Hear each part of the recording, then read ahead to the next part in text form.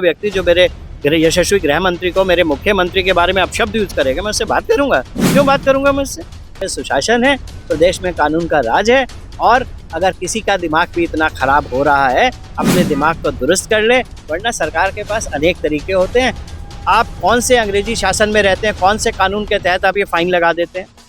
देश अब फाइन से हट गया। देश में तो मेरे को लगता है सदियां लगेंगी। तो जिनकी बुद्धि परिवर्तित नहीं हुई है, जो पहले से राष्ट्र विरोधी थे, जो पहले से समाज के विरोध में काम करते हैं, जो पहले से मन में इस तरह बैठाए हैं, वही इन शब्दों का प्रयोग कर सकते हैं। नॉर्मल आदमी। अभी हाल ही में 3 दिन पूर्व सहारनपुर के दिल्ली रोड स्थित मदर टेरेसा पैरामेडिकल कॉलेज के डायरेक्टर का एक सोशल मीडिया पर वीडियो बड़ी तेजी से वायरल हुआ। उस वीडियो में साफ तौर से डायरेक्टर साहब देश के गृह मंत्री और सूबे के मुख्यमंत्री योगी आदित्यनाथ को गुंडा बता रहे हैं। थोड़ा सा मामला आपको बता दें, एबीवीपी से जुड़े कुछ छात्रों की समस्या को लेकर डायरेक्टर साहब से मिलने आए थे, मगर डायरेक्टर साहब को इतना गुस्सा आया कि सीधा उन्होंने एबीवीपी को गुंडे की पार्टी और यहाँ तक सूबे के मुख्यमंत्री से लेकर गृह मंत्री गुंडा बता दिया। और आज मौके पर महापौर साहब, भाजपा कार्यकर्ता और तमाम दर्जनों की तादाद में आपको दिखाऊं तो एबीवीपी से जुड़े छात्र संगठन के कार्यकर्ता यहाँ पर मौके पर मौजूद है।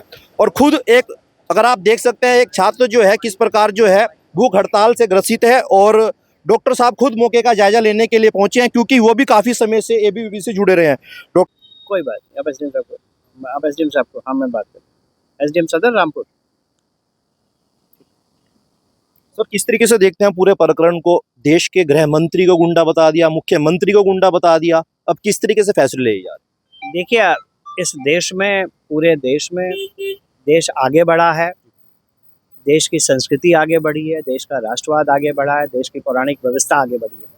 लेकिन मैं ये कहूँ कि 100% लोगों की बुद्धि परिवर्तित हो गई है, तो उसमें तो मेरे को लगता है सदियां लगेंगी। तो जिनकी बुद्धि परिवर्तित नहीं हुई है, जो पहले से राष्ट्र विरोधी थे, जो पहले से समाज के विरोध में काम करते हैं, जो पहले से मन में इस तरह बैठाए हैं, वही इन शब्दों का प्रयोग कर सकते हैं। नॉर्मल आदमी तो नहीं कर सकता। देखिए, कोई भी शिक्षा का काम क्या है? शिक्षा का काम है संवाद के लिए अच्छे शब्दों का प्रयोग करें, सबको एक तरह माने। कितना भी गुस्सा हो सकता है। ऐसी कौन सी परिस्थिति आ गई थी जिसमें इस देश के यशस्वी गृह मंत्री, जिनका दुनिया भर के देश सम्मान करते हैं, इस प्रदेश के मुख्यमंत्री जो खुद संत स्वरूप है, पूरा जीवन समर्पित किया उन्होंने, आप ऐसे अपशब्दों का प्रयोग करेंगे तो उनका जो इलाज है वो हो जाएगा। उसमें कौन बड़ी बात है? इलाज करना तो कानून का काम है। कानून बहुत अच्छा इलाज करता है। इतिहास गवाह है कि कानून ने कितने अच्छे अच्छे इलाज किए, तो उसका इलाज होगा। लेकिन इस तरह के शब्दों से युवाओं को भटकाकर मूल प्रश्न है कि सुरक्षित भवन मिलना चाहिए बच्चों को, क्यों नहीं मिलेगा? आप कौन से अंग्रेजी शासन में रहते हैं, कौन से कानून के तहत आप ये फाइन लगा देते हैं? देश अब फाइन से हट गया। देश पेनलाइज नहीं कर रहा है। देश कहता है सुधारात्मक कार्रवाई हो रही है। बात किसकी कर रहे हैं? छात्रों की बात कर रहे हैं ना जी। हम अपराधी की तो बात नहीं कर रहे हैं। आप उन पे पेनलाइज करेंगे, उनको आप उन पे फाइन लगाएंगे, और अगर कोई इसके विरोध में आवाज़ उठाएगा तो आप उस तरह से मुकदमे दर्ज कराएंगे जिसमें सुप्रीम कोर्ट कई बार संज्ञान ले चुका है। वह धारा का प्रयोग करने का सुप्रीम कोर्ट ने संज्ञान लिया कई बार कि आप इसको मिसयूज करते हैं उस धारा को, उसके तहत आप मुकदमे दर्ज करा देंगे। तो ये सब क्या है? ये सब सिर्फ एक आपराधिक प्रवृत्ति के व्यक्तियों का या आपराधिक प्रवृत्ति के व्यक्तियों के समूह का एक कार्य है। तो ये भूल जाएं, देश आगे बढ़ गया है, प्रदेश आगे बढ़ गया, प्रदेश में सुशासन है, प्रदेश में कानून का राज है, और अगर किसी का दिमाग भी इतना खराब हो रहा है, अपने दिमाग को दुरुस्त कर ले, वरना सरकार के पास अनेक तरीके होते हैं। कॉलेज का शैक्षणिक स्तर भी चलता है, उसमें कॉलेज को टेक ओवर भी किए जाते हैं, बहुत सारे तरीके होते हैं सरकार के पास। सरकार वो सब तरीके अपनाना जानती है। डॉक्टर साहब, अभी एक कार्यकर्ता की जो हालत भी बिगड़ रही है और भूख हड़ताल पे है, किस तरीके से उनका? सारे हमारे छात्र हैं जिनकी हालत अच्छी नहीं दिखाई दे रही है। अभी मैंने सीएमओ साहब से भी बात की है, वो टीम भेज रहे हैं और उनकी जांच करा रहे हैं। मैंने अभी माननीय जिलाधिकारी महोदय से भी बात किया है कि इस मामले को जल्दी से जल्दी, जो भी इनकी मांगे वो 100% मांगे मानी जानी चाहिए। उसमें कौन सी ऐसी मांगे जो मानी नहीं जा सकती है? कौन सी ऐसी मांग कर रहे हैं कि वो ये कह रहे हैं हमारे को कार्यालय के लिए जगह दे दो? ये कह रहे हैं क्या? वो ये कह रहे हैं कि हम अंदर बैठेंगे आके? वो किसी तरह का काम कर रहे हैं? हाँ, माननीय डायरेक्टर साहब ने जरूर एक गलत शब्दों का प्रयोग किया। मुझे नहीं पता क्यों ऐसा कर दिया उन्होंने, क्या उनके मन में भाव चल रहा था, क्या मन में लेके बैठे थे। अरे बच्चे आए हैं, मिल लो भाई, आपकी अपनी इतना बड़ा एक्सपीरियंस है, छात्र आते हैं तो रोज का काम है ना। छात्र आएगा, गुस्से में भी आ सकता है, कोई बात नहीं, आ गया। आपकी कुछ बातचीत हुई हो डॉक्टर एसएस राणा से इस विषय को? क्यों बात करना, मैं तो दूसरी विचारधारा को, मैं तो इनकी तरफ बैठा हूँ। बात जब करने की बात आएगी तो बात करने के बहुत सारे मंच है, वहाँ बात की जाएगी। फिर बात नहीं की जाएगी, फिर तो आपको पता है क्या किया जाएगा। वो बात करने का मेरा उनसे कोई नहीं है। वो साफ शब्द दिखाई दे रहा है। ऐसा व्यक्ति जो मेरे यशस्वी गृह मंत्री को, मेरे मुख्यमंत्री के बारे में अपशब्द यूज करेगा, मैं उससे बात करूंगा? क्यों बात करूंगा मैं उससे?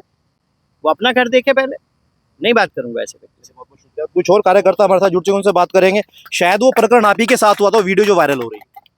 जी भाई साहब, मैं चेतन स्वरूप हूँ, अखिल भारतीय विद्यार्थी परिषद का संगठन मंत्री हूँ। मैं विद्यार्थियों की कुछ मांगों को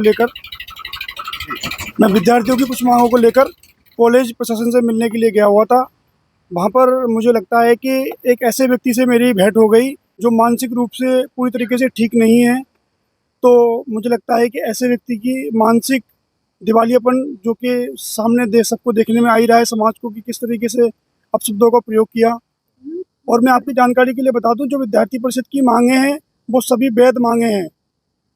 अभी क्या है कि 100 रुपये, 500 रुपये, 1000 रुपये के फाइन लगाकर पूरी साल भर के अंदर कई लाख रुपए का रेवेन्यू जनरेट करने का काम अवैध रूप से ये कॉलेज प्रशासन करता है।